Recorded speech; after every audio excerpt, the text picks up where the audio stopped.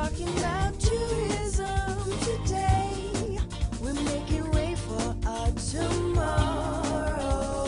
Tourism today. It's our Bahamas tourism today.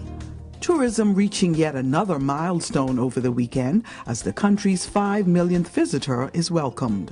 We're delighted to say that for only the second time in our history, we have hit the 5 million visitor per year number.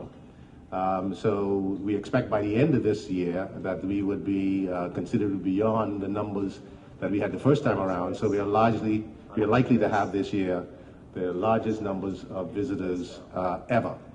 Now, it is important for us to mention that while that is an amazing milestone, we are not by any means out of the woods yet.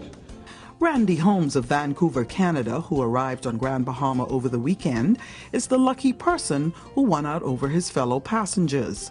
The tourism minister said that because the Bahamas has numerous international ports of entry, there was no way of identifying the exact person who entered the country as the 5 millionth visitor. Minister Vanderpool Wallace describes the process that was used. So in order for us to figure out a way to identify that individual, we went on the day that we know that we will have received the 5 millionth visitor from a number of the other, I think 12 international ports in the Bahamas, and we identified that person at that time who would likely have been the 5 millionth visitor.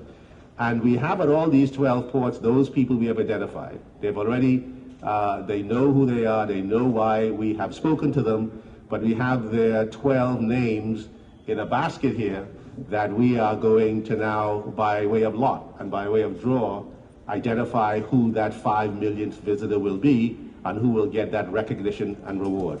While most of the growth in tourism over the past year has been in the cruise sector, the minister also announced that overall growth in tourist arrivals is up by 14 to 15% over last year. For the Tourism Today Network, I'm Gina Seeley.